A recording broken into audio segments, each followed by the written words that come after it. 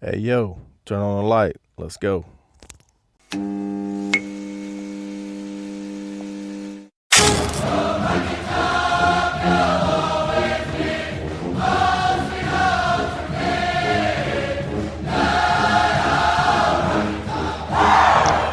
Welcome to the West Tennessee Volcast, first episode. My name is Scotty D, joined here by JW. Hello, Vol fans. Like I said, this is our first episode. We actually have another member. I wanted to go ahead and get something out there, not delay it anymore. Trying to get this thing going and grow as possible. Like I said, we are new to it, so bear with us. There's going to be growing pains, but we want it to be interactive. Want you guys to like, subscribe, leave us some comments, ask us any questions you might have, things you might want us to cover on the next episode, and we appreciate it.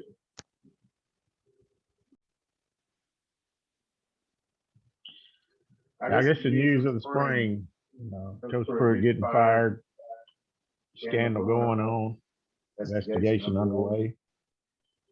More to follow on that. And then the hiring of Josh Heupel. A lot of people think he's not a SC caliber coach. He seemed to do good at Missouri, done good at USC, UCF. So I guess the jury's still out on Coach Heupel at UT. Yeah, I think if nothing else, our offense should be very much was. It's been not really performing very well the last few years. Some say that's because of Garantano, but he can't shoulder all the blame. We just haven't been, and hopefully that's something. I see a lot of people about the 2022 class and recruiting 3 stars and making cracking jokes about the 5-star hearts and all that, like when Butch was here. But truth of the matter is, we're under investigation. The program's down. We're not going to be pulling 5 stars left and right. We're going to have to develop some guys. Hopefully, the transfer portal is going to help fill in some of the gaps between now and then to get us over the hump until we can get back to where we want to be and start pulling some better recruits. But if nothing else, offense is going to do way better under Heupel. It has everywhere he's been. There's no reason to think it won't here. That type of offense can be successful here. You saw it last year under Lane Kiffin. Mississippi State, Mike Leach, they had a little bit of success with their offense, even though the team didn't do that well, but they scored a lot of points. So I think that going forward is a lot of these fast-paced, high-flying offenses. Yeah, I actually think the program is in worse shape left for Heupel than it was left when Coach Jones left for Pruitt. And you look, we got 22 kids that's transferred so far, 3 more in the portal who haven't transferred yet, and then a couple that have just left the program and not coming back. You are what your record says you are. We were 3-7 last year, no matter which way you look at it. Yeah, we were 3-7, and that's not a success in anybody's eyes. Obviously, you want to do better than that. Got off to a good start. Started 2-0. We're looking good in the first half against Georgia, and then the wheels just fell off. We lost, I think, 7 out of the next 8 games. I don't know if the team quit on coach or exactly what happened there, but couldn't bounce back, couldn't recover. One thing that's not discussed a lot, and it's not an excuse, but it's a fact, is we were playing a full SEC schedule last year due to COVID, where we didn't have those, 3 or 2 or 3 cupcakes that we normally have. So, yeah, we were a 3-win team. Had it been a normal season, we probably would 5 or 6, which still isn't good by any means, but it's not as bad as 3-7. So it is what it is. Everybody had to play that schedule, so not making excuses. But that's part of the reason why we only had 3 wins because we played a full SEC schedule. So what do you think record will be this year? When you look at Bowling Green, Pittsburgh, Tennessee Tech, South Alabama, Vanderbilt, you're past Tennessee would win those games automatically. Yeah, I mean, I think if our offense performs the way that everybody thinks it will, we should be okay in those games. I don't know that the other teams our defense isn't going to be great. Everybody knows that. Even with the transfers we're getting, I mean, hopefully they'll help plug some holes and make us, more competitive on the defensive side of the ball. But I think the hope is, we're going to score so many points that, the other offenses just can't keep up with us in a shootout. Yeah, the game I'm looking forward to is Ole Miss, October 16th. Kiffin back in the house. Yeah. A lot of people upset that Kiffin wasn't named our coach. He's a real polarizing figure, people love him, people hate him. He's a character, sure. But he runs, the same kind of offense that Heupel runs. Actually, Heupel, I think was 2-0 against him. When he coached against him when Kiffin was at FAU.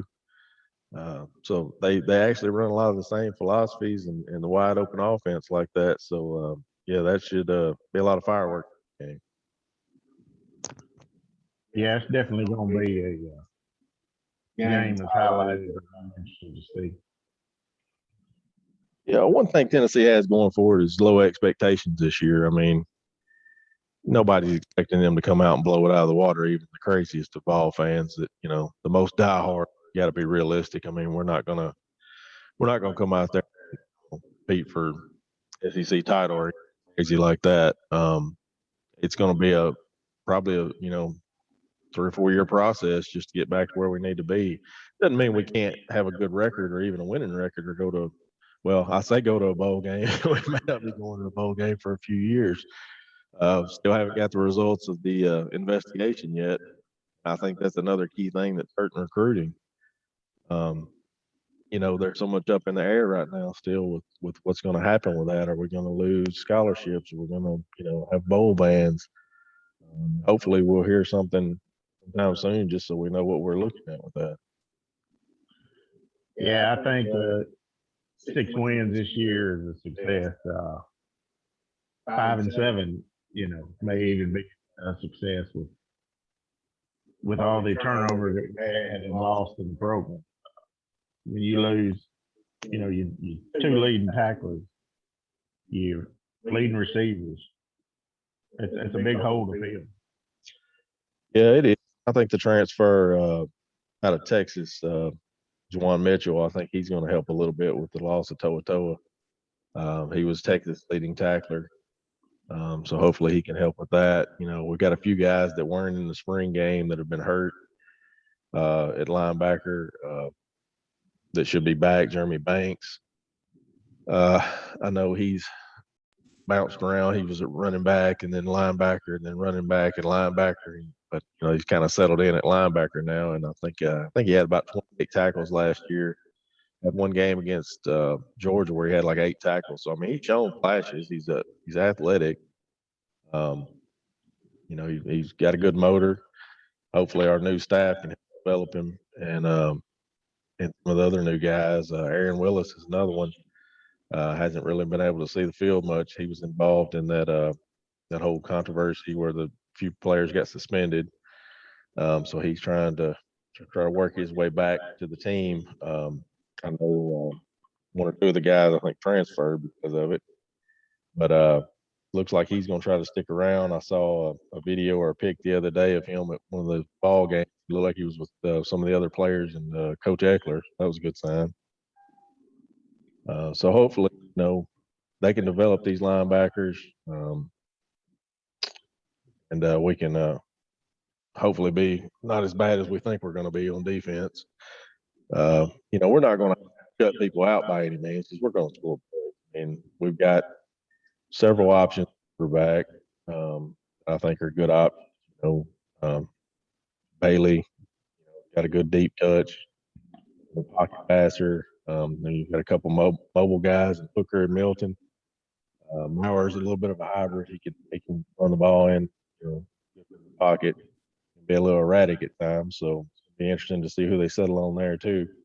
But we got a really good group of wide receivers. Running backs are really strong. Really good group of running backs. We got a little bit of everything with them, so we can kind of mix up styles depending on what's needed. We got speed, got power, a lot of good options at running backs. I'm excited about that.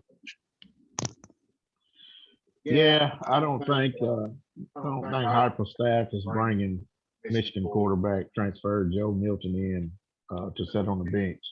I think it's his job to lose. I think it'll come down between him and Bailey. I know Bailey's working hard in camp off season. Gonna be an interesting fall.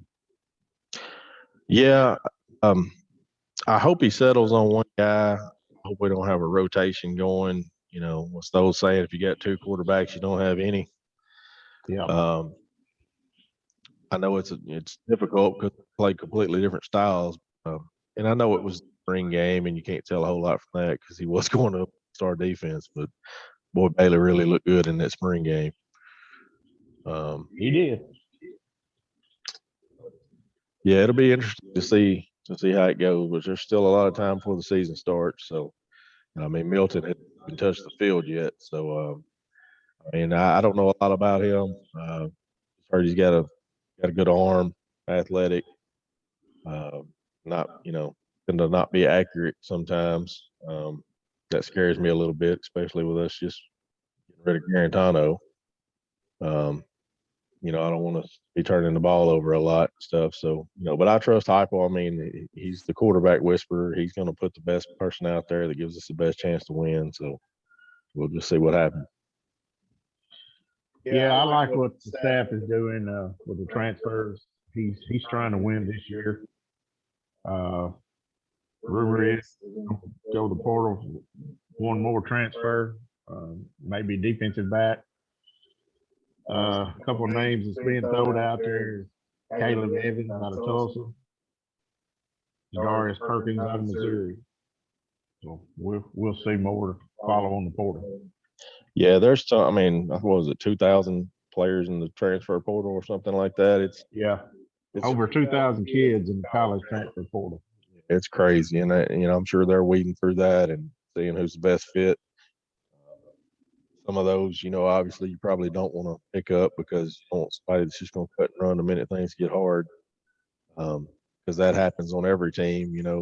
Guys are used to superstars on the high school from, and then they come and have to sit the bench and don't see the field, and want to transfer somewhere else. And I understand. You want to spend your whole college career never getting a chance to get out there and play. So that is one thing we can offer people is a chance to play.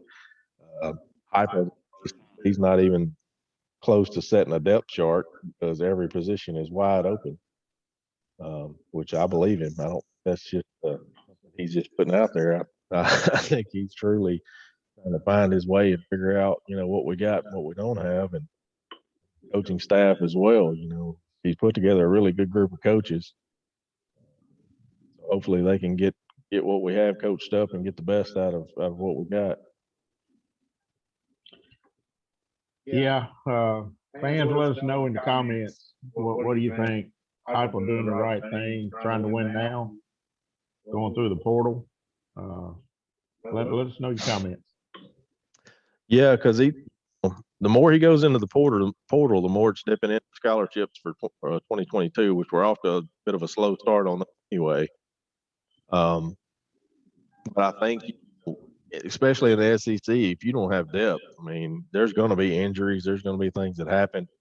You don't want to be running, third string folks out there that have limited experience against, the likes of Georgia and Alabama and stuff, because it's not going to end well. You need some experience out there, and we did lose, a lot of our key players to the transfer portal. So I think he's just plugging holes right now and doing the best he can with what we got. So of the big three, Florida, Alabama, Georgia, which one do you think that we have even the slightest chance of winning? I'm gonna say the Florida game. Yeah, mm, the Florida game last year, 18, I believe, or something we lost. Yeah, I mean, eh, it's tough because Florida can be explosive too, and it's always a good game when we play them. Usually, at least for a little while, until one team pulls away. So yeah, out of those three, I'd probably say that's our best shot. I mean, Alabama, you know, I know we hate to admit it, but they're borderline pro team. I mean, they're ridiculous. I mean, they got, 5 stars deep at every position, just about it. uh, it's really hard to compete with them. Even although the type of offense that they've had problems with in the past, years ago when Hugh Freeze was at Ole Miss, they gave Alabama some trouble and actually beat them a couple times. So, definitely not saying we're beating Alabama. Not that I wouldn't love to see it, um, but that would be one of the biggest upsets in history, I believe. Which we're old enough to remember. It seemed like forever. In the '90s, we owned Alabama. It was about the opposite. So these things go in cycles. Nick Saban can't. So hopefully around the time we're getting things back in shape where they need to be, and we'll be turning the corner, and hopefully we can get this thing turned around and flip it on them because it hadn't been much of a rivalry the past few. What was that saying about Hammer and Nail don't have much of a rivalry? We've been the Nail for the past few years, so ready to get back and be the Hammer for a little while and let them see how it feels. Smoke some cigars when we play them. yeah. I was actually at the last game in Knoxville that we beat Alabama. Tells you how old I am. And it's not just it's been running roughshod over everybody in college football. I mean, Clemson's had a couple times there where they beat them and everything, but I mean for the past several years they've just manhandling everybody at the top or top 2 or 3 per year, and I think that Saban's there. But we can't worry about that. I mean, I know they're our rival, and fans feel a certain way about that. Just like a lot of fans were not real happy about Toa transferring to Alabama and him being one of our big rivals. But to be honest with you, I'm not sure how much playing time he's even going to get there. I mean, I'm sure he'll play, but I don't know that it's a guaranteed he'll even start. As stacked as they are, he definitely won't be getting the recognition there that he's getting here. That he got here. I wouldn't think. Yeah, the him and Kraft both transferring is puzzling. They're guaranteed starters here, guaranteed playing time, and things must really be bad for them to pack pack up and leave. Yeah, and I mean, and we don't know. I don't want to indict a kid that we don't know anything about. But with the scandal going on and everything, and some of the rumors that were floating around out there, I don't know if they were attached to some of that. Maybe they weren't. I don't know. We may never know. Um, but as soon as those came out, there were a lot of players that hit that transfer portal pretty quick. So Yeah, and we wish Henry luck at Alabama. I hope he gets on the field. Hope he knows what he's doing. yeah, I don't wish ill on any of them. They're kids. They got to do what's best for them. We're fans. We let that get in the way sometimes. We get caught up in everything. But yeah, no, they got to do what's best for them and their future and everything. So I understand the pressure they feel being at a school like Tennessee where the fans are so passionate. Know some of us go a little overboard at times, and and go over the line a little bit. But I think it's just a passion to see fans and wanting to have a winner so bad, and we haven't had one in so long. It's really hard to. It seems like we just think we can't go any lower, and something else happens. It's just been a roller coaster, and we really need some good news and get this thing turned around. Yeah, it's just shocking. I mean, last year we were 2-0, leading or tied with Georgia at halftime, and it just downhill the rest of the year. It's kind of hard to figure out what happened. I think we were even ranked in the top 20 at that time.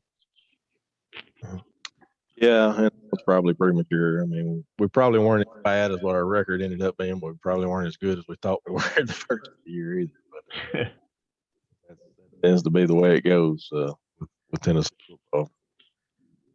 On the plus side, I know we're a football podcast. Baseball team's doing really well. So yeah, baseball team's doing good. Basketball's kicking tail recruits.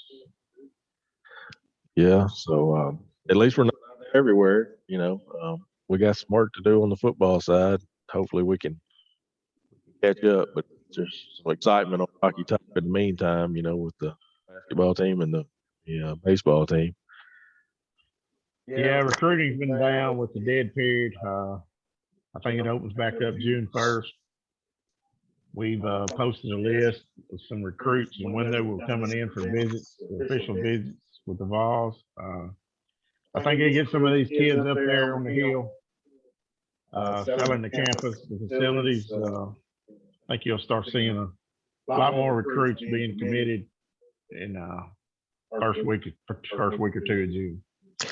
Yeah, another thing that I hadn't heard talked about much that's probably hurt us in recruiting is one of the main selling points of Tennessee is, of course, the facilities that we have, which are top notch.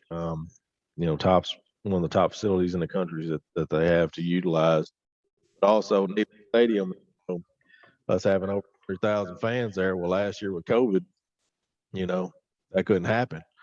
So the restrictions have been lifted, so we expect to see a full house come this fall. So I think it's hard to explain the excitement of that to kids who don't get a chance to experience or to see it firsthand. So I think that'll be of a key in recruiting too.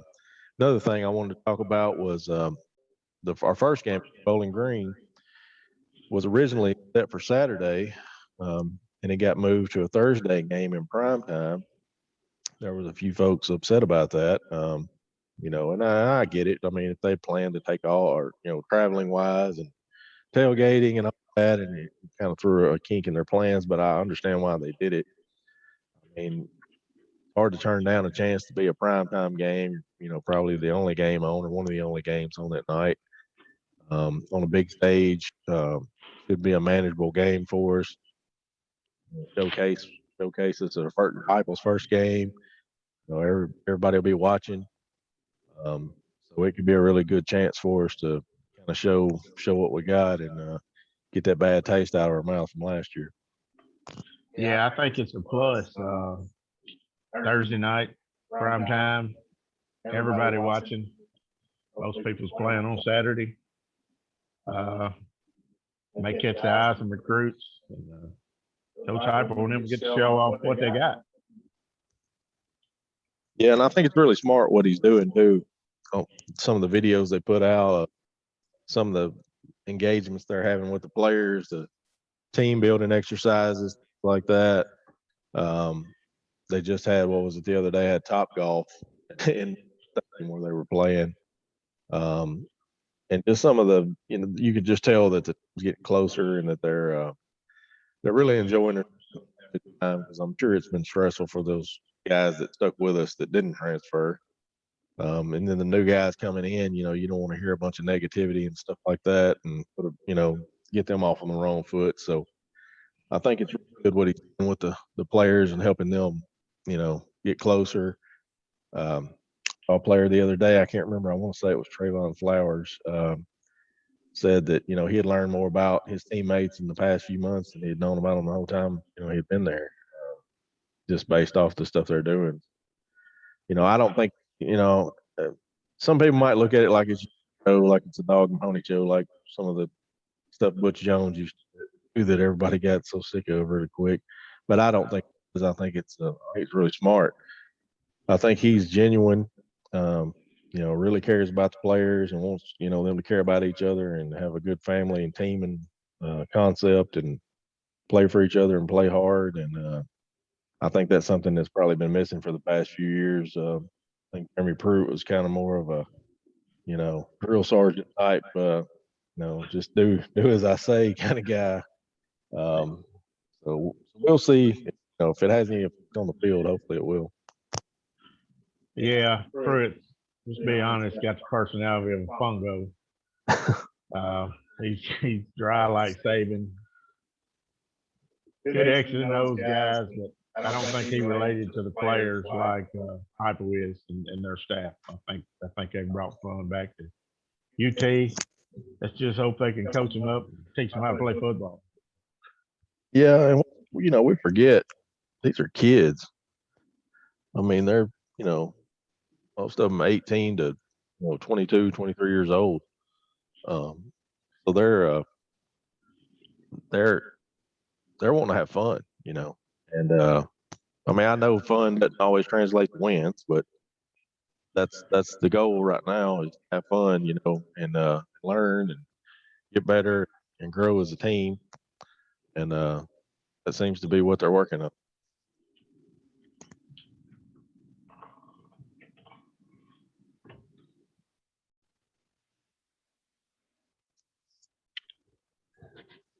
Well, ball news may be a little in the next few weeks. Not a lot to report on other than recruits for 2022.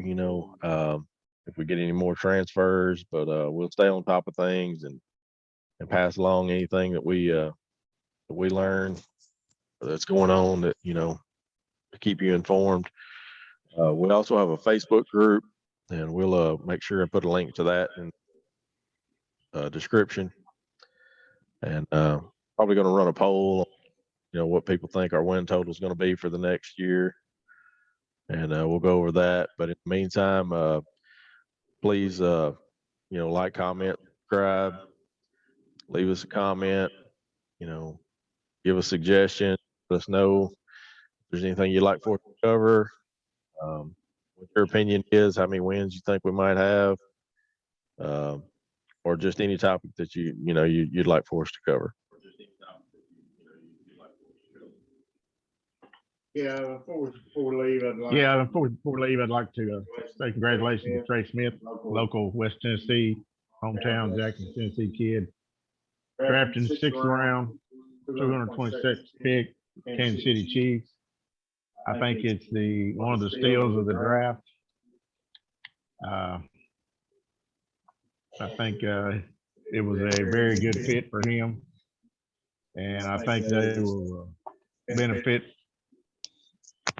him being a 6th round draft pick, probably 2nd or 3rd round talent. But congratulations to Trey. I think he signed a $3.6 million contract. So happy for the hometown kid. Yeah, they definitely had a need for it. Mahomes was running for his life in that Super Bowl, so he should do well there. Hopefully he doesn't have any health problems. We wish him the best, and look forward to seeing him play next season. Well said.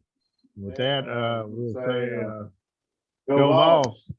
Go Big Orange. Next Ballcast, tune in. See you next time. Thank you.